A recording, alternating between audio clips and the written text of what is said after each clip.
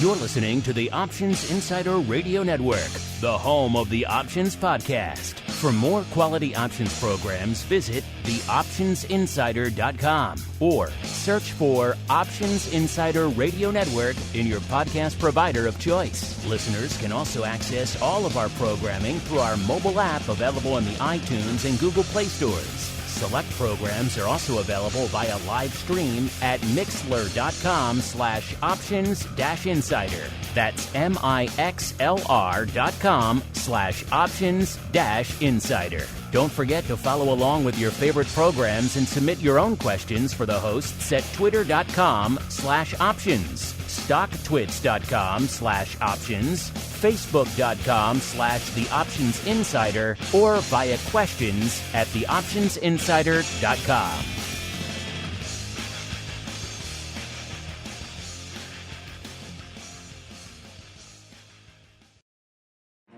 Bitcoin, Ether, Ripple, Litecoin, and more. Cryptocurrencies and other digital assets are taking the financial world by storm. This exploding market provides everything a savvy trader needs: volatility, volume, and liquidity. Provided you know how to find it. That's where we come in. Welcome to the Crypto Rundown.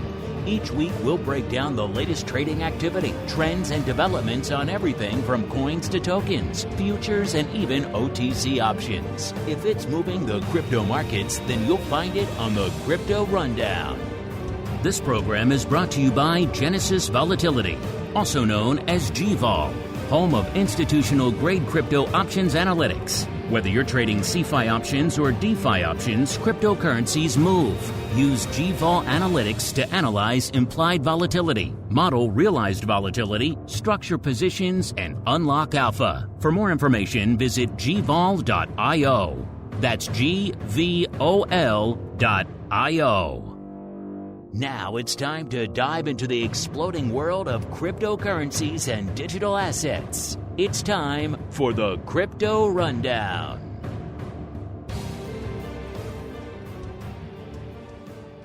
All right, everybody. That music means we are back once again for the Crypto Rundown here on the Options Insider Radio Network, the program where we go beyond our traditional stomping grounds. I could talk about Apple or Tesla or VIX or SPY options here on the show. So I'm going to go a little bit farther afield. Check out Bitcoin, ETH, maybe some other top altcoin out there. Talk about the volume, the volatility, the SKEW, the OI, the size positions, and a whole bunch more. My name is Mark Longo from theoptionsinsider.com, as well as, of course, from the aforementioned network. Reminding you, of course, if you like what you hear, head on over theoptionsinsider.com/pro. That's the place to go right now to check out our Cyber Monday offer. Pretty much the only time you're going to get access to the full network on a discount. So if you're pinching your pennies these days, and we know some folks are out there, these are tough times for everybody. We want to make sure we help out when we can. So theoptionsinsider.com/pro. Check out those promo codes we have there. You can find those, of course, over there on Twitter at Options for discounts off the monthly and indeed some pretty ridiculous deals on the annual subscriptions over there. And of course, if you like what you hear, do keep rating and reviewing. And on your platform of choice, let us help all the new folks continue to discover the program. As we all discover what the hell's going on in Bitcoin, it is time for the Bitcoin Breakdown. It's time to explore the latest trending activity, trends, and developments across the world's leading crypto market. It's time for the Bitcoin Breakdown. All right, everybody, welcome to the Bitcoin Breakdown, the portion of the show we do just that. We break down all the action in the world's leading cryptocurrency. Yeah, we're talking about the big dog, which is Bitcoin, a little bit bigger this week than it was on the show last week. Last week, we kicked off the show. Bitcoin is right around 15,953 coming in to start of today's show, 16,225, so up about 271 handles over the course of the week. And, of course, it was a truncated holiday week out there in the U.S. this week. So a lot of people were away from their screens, so we would expect some thin markets out there. That's pretty much what we saw. So the range wasn't spectacular out there. A little over 1,000 points on the week, listeners. The low came right after our show last week on Tuesday. 15,629 was the low in Bitcoin. And the high came a day later, 16,739. So pretty much the entirety of that range we experienced over 24 hours. And then we've kind of been languishing in between for the rest of that period.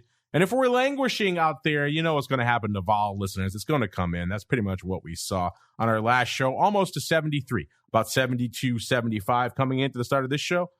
Bitcoin vol at a 61. Where did I find that, as well as a lot of the other analytics we're going to talk about on the show today? There's only one place to go.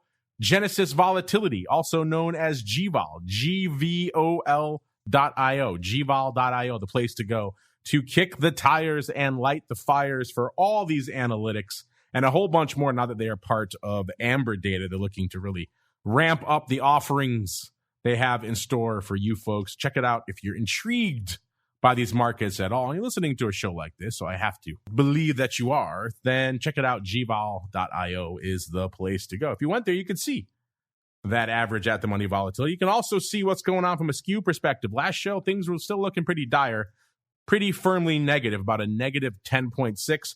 Coming into this show, still negative, but they have backed up to about a negative 5.4. So still negative, but not quite as dire as it was this time last week, which again is reflected in the price action we've been seeing out there as well.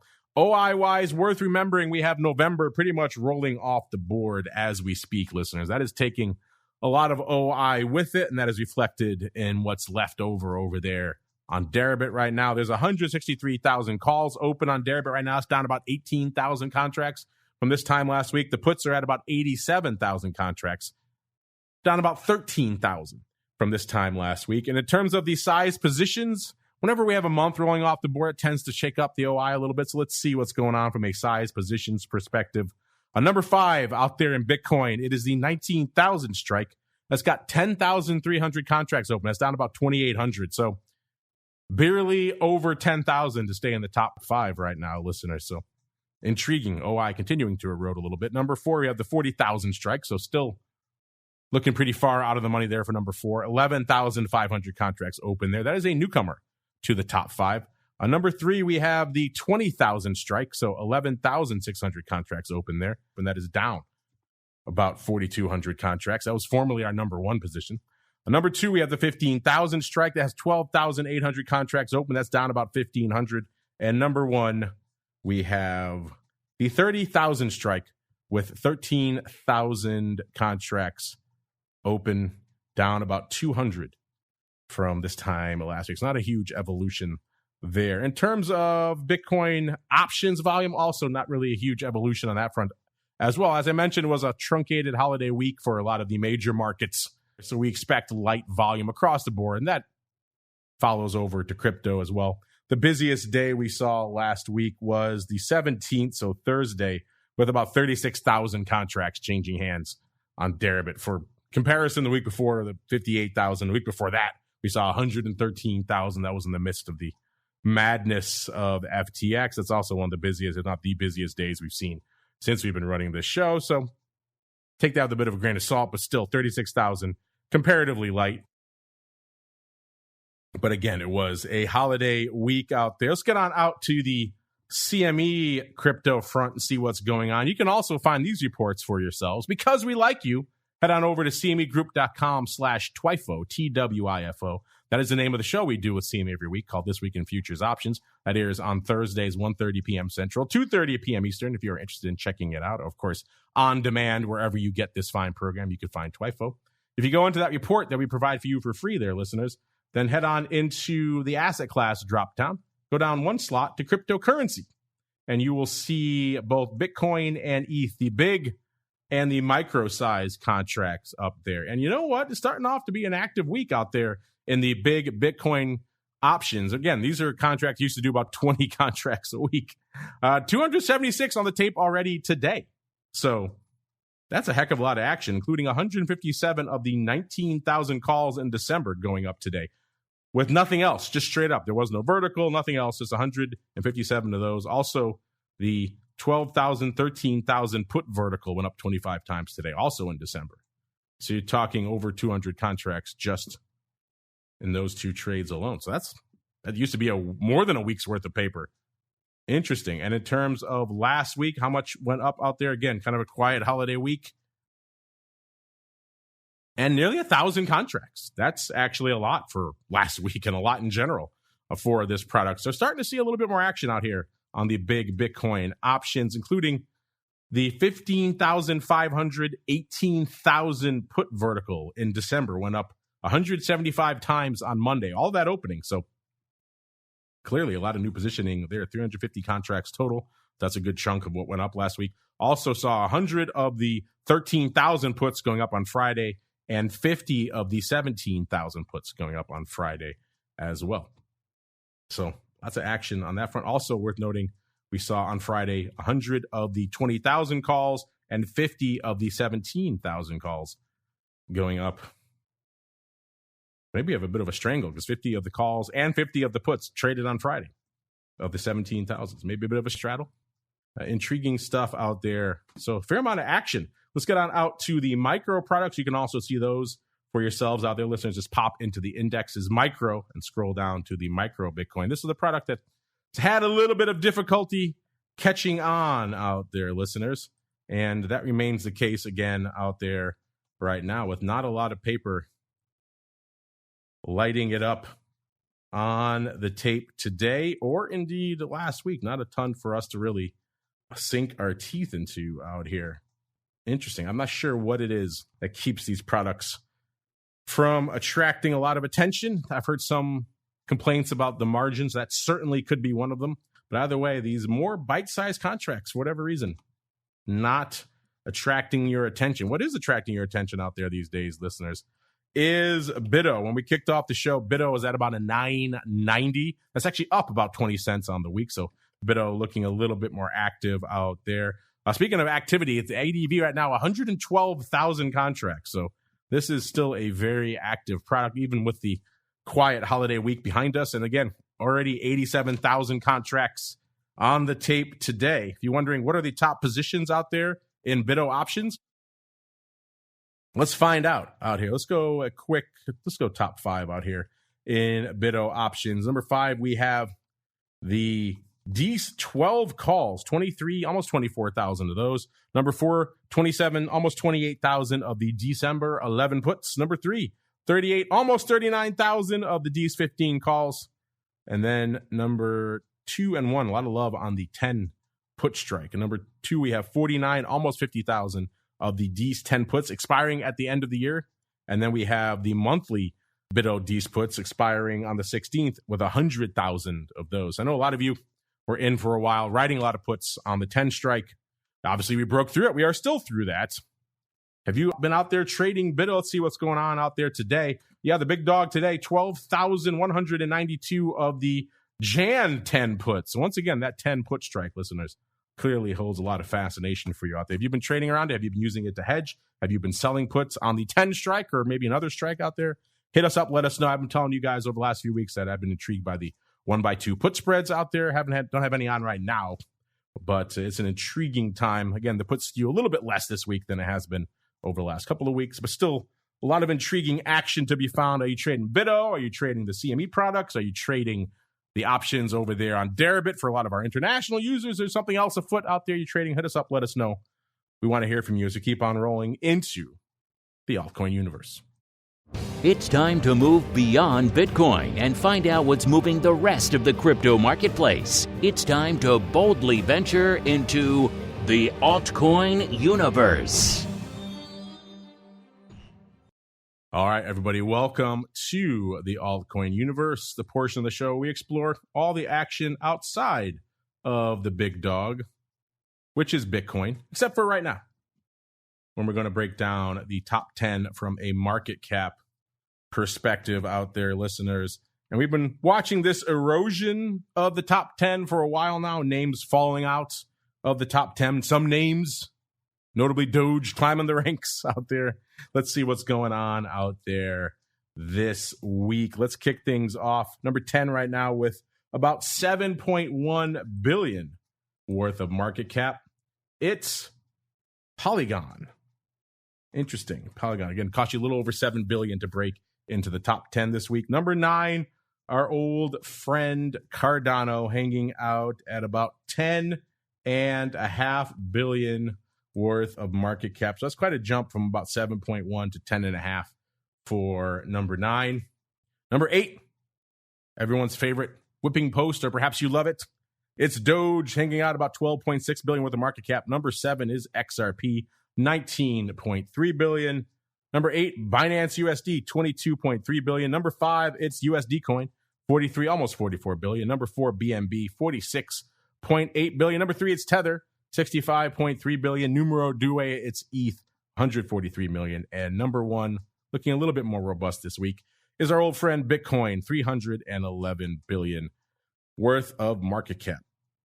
Let's get out to the crypto that is, I know, number 1 for a lot of you out there. That is ETH, coming into the start of the show, looking a little bit stronger, a little bit more robust than it was this time last week, hanging out at 1169 when we kicked off the show, as opposed to on our last show, it was pretty much at exactly 1100. So decent amount of action to the upside here this week in all things ETH, up a whopping 69 handles. Let's look at the range, see how far we got to the upside and to the downside, listeners. And we dipped down to almost breaking the 1,000 level, 1,080 back on Tuesday of last week. And then we saw the high for the week coming in at about 1222. That was on Friday of last week. In terms of vol, we're seeing similar trajectory to what we saw out there in Bitcoin, which is mostly down. We're at about a little bit shy of 97 on the show last week, about 96.75. Coming in to start the show today, a 78. So still frothy, still fairly volatile, but below, almost 20 points below where we were this time last week. SKEW-wise, again, same story as Bitcoin. Negative, but not quite as pronounced as it was this time last week. Last week, negative 14.5. Coming in to start today's show, negative 6.75. So almost a negative 7. So SKEW still negative, but getting cut pretty much in half. In terms of OI, again, we're seeing a lot of contracts roll off the board with November. That is reflected in how much OI is left over there on Deribit right now. A little bit north of 3 million, about 3.06 million calls open on Deribit right now. It's down 410,000 from this time last week. So November taking a lot with it. Puts 783,000 contracts open. That's down 217,000 from this time last week. So we're still hanging out a little bit north, 4-1 calls over puts out there in ETH, even with all this OI rolling off the board. Speaking of OI, let's look at the size positions out here in ETH options. And it got quite the gamut here, listeners.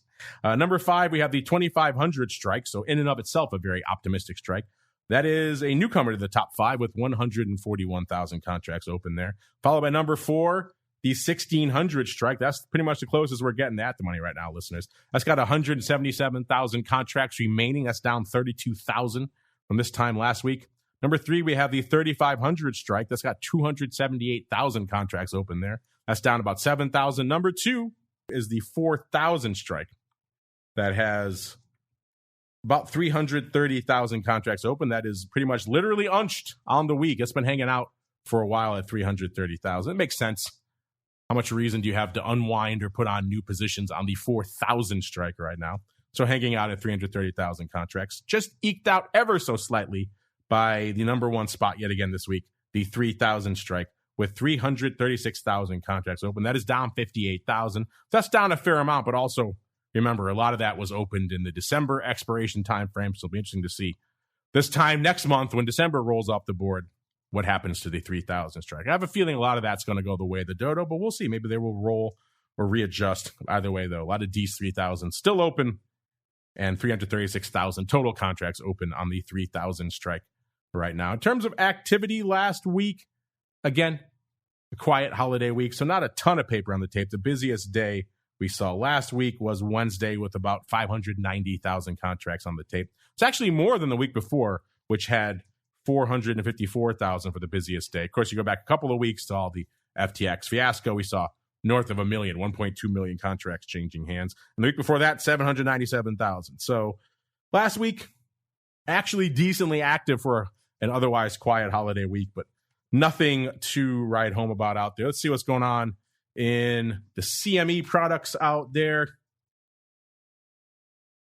And again, from an overall ETH options perspective, either the big dogs or even the micro There we go. Looks like the reports are on a little slow right now, but not a ton of paper on either front, really, to report about this week, unfortunately, or even let's pull up last week and see if we got some action. Yeah, we're looking like it looks like we have a little bit of a delay here on these reports. So not a ton of action on the CME, big ether, or the micro ether front to report this week. Instead, let's keep on rolling out to the rest of the altcoin universe. And normally, listeners, this is the portion of the show where I would toss it to Solana and I would say, okay, here we go.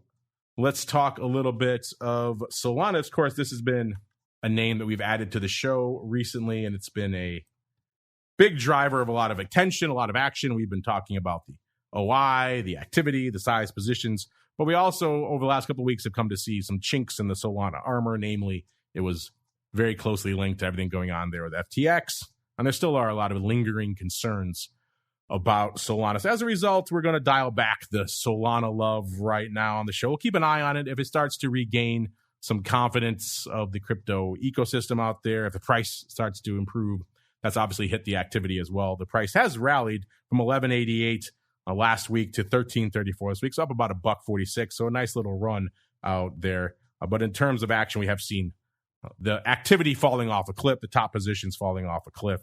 A lot of people with legitimate questions about what's going on and what the future is and what the future holds for Solana. So we're going to keep our powder dry on Solana for right now. If things change, if there's an improvement in the price, an improvement in the activity, an improvement in the faith in the ecosystem out there, that we've distanced ourselves from all the skullduggery around FTX, then perhaps we will return to our Solana breakdowns. But for now, we'll keep an eye on it. We're not going to be diving in too deep here on the show because, quite frankly, there isn't a lot to parse. In terms of Ripple, our old friend XRP, getting a little bit of juice back this week, about 3 cents. It was 35.5 cents last week, 38.5 cents this week. Our old friend Doge also looking pretty robust, up nearly 2 cents. It was about 9.4 cents this week, 7.6 cents last week. Doge has been very much in the crosshairs of late, everything going on with Musk and Twitter. That has given a little bit of interest to folks out there on the Doge front again. So is it just a joke, or is there more teeth to it? A little bit more teeth this week, at least. Litecoin, 73.39. Nice pop for Litecoin. It was 61 3/4 last week, up 11.60 on the week. So quite a pop for Litecoin. Cardano, pretty much spinning its wheels. 30.5 cents last week, 30.5 cents this week. Pretty much unched on the week. Polkadot, same deal last show, 5.20 this week, 5.15. So pretty much unched down to nickel. And everyone's favorite friend, good old Shiba Inu, is pretty much looking the same as well. So unfortunately, no Shiba Lambos on the docket this week, but we do have some questions. So let's get to you folks now, a little bit of the old crypto questions. You've got questions about crypto. Who doesn't? It's time to find out the answers to your crypto questions. All right, everybody, welcome to the crypto questions. You guys can get at us, I should say, at Options, most of the major social media platforms. Questions at theoptionsinsider.com also works. Or, of course, for you pro folks, use up the member hotline there. Get your questions bumped to the top of the list. This week, we got Connor coming at us. Says, I thought this would be a fun data point for your to discuss on your crypto rundown program. Keep up the great content. He sent us a graph. It's like this is from the Journal. And it's a crypto graph entitled, When Did Retail Investors Download Their Crypto Apps? And it's an interesting way to look at how people got their exposure to crypto, not just from a time perspective, but from a where was Bitcoin when, I should say, first downloaded their crypto apps. I'm assuming this is initial downloads of Coinbase and apps like that.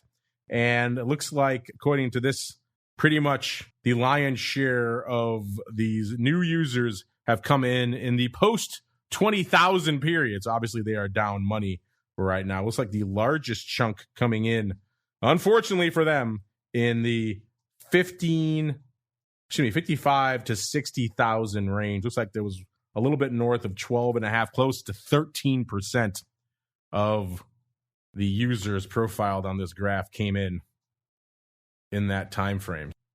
Close behind it, we have also about 12.5% coming in the 45,000 to 50,000 time frame. So intuit from that what you will, but people got into these apps when crypto was much higher, obviously. So they're obviously reading into that a lot of these folks are losing money right now. Obviously, there's a lot of different strategies you can employ, a lot of things you could do. But if you're the old school crypto hodler and you downloaded your app for the first time with Bitcoin somewhere north of 50,000, chances are you bought some Bitcoin or other crypto then, and you're probably underwater right now. Thankfully, in the north of 65,000, which was only a brief period, we have a small fraction of the people there. So the worst quote-unquote losers of the graph, only a small percentage. But still, this data is heavily skewed north of the 20,000 level.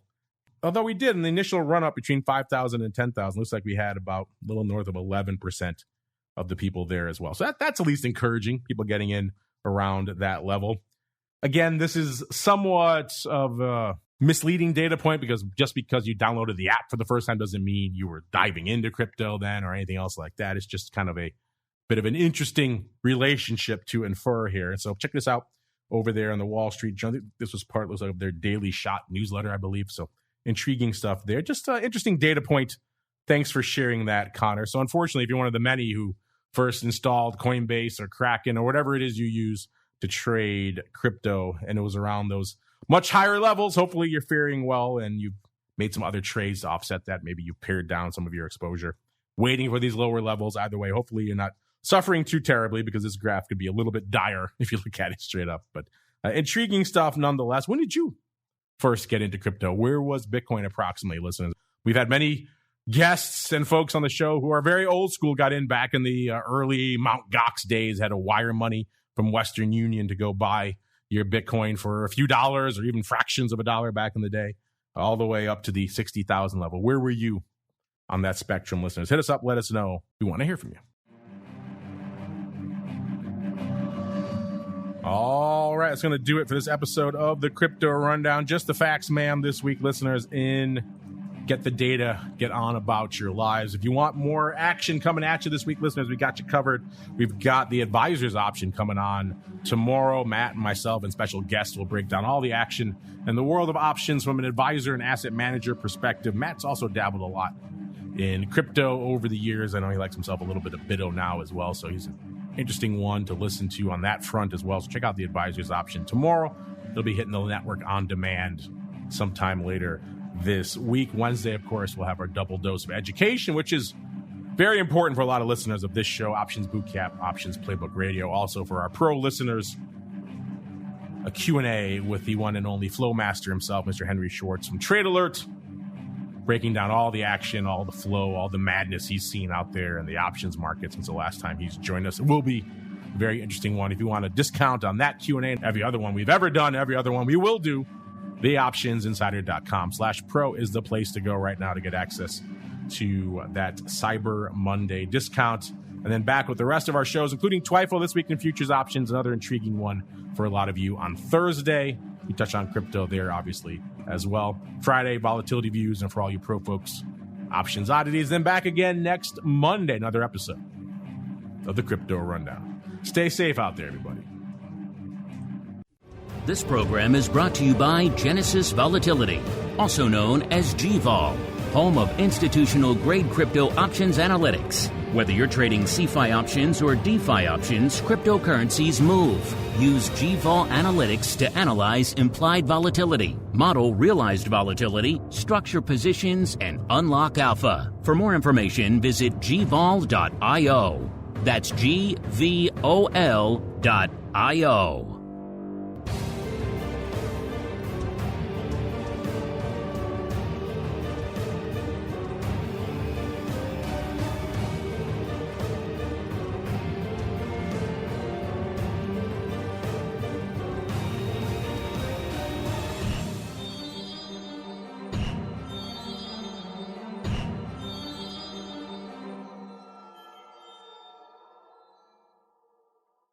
You're listening to the Options Insider Radio Network, the home of the Options Podcast. For more quality options programs, visit theoptionsinsider.com or search for Options Insider Radio Network in your podcast provider of choice. Listeners can also access all of our programming through our mobile app available in the iTunes and Google Play stores. Select programs are also available via live stream at mixlr.com/options-insider. That's mixlr.com/options-insider. Don't forget to follow along with your favorite programs and submit your own questions for the hosts at twitter.com/options, stocktwits.com/options, facebook.com/theoptionsinsider, or via questions@theoptionsinsider.com.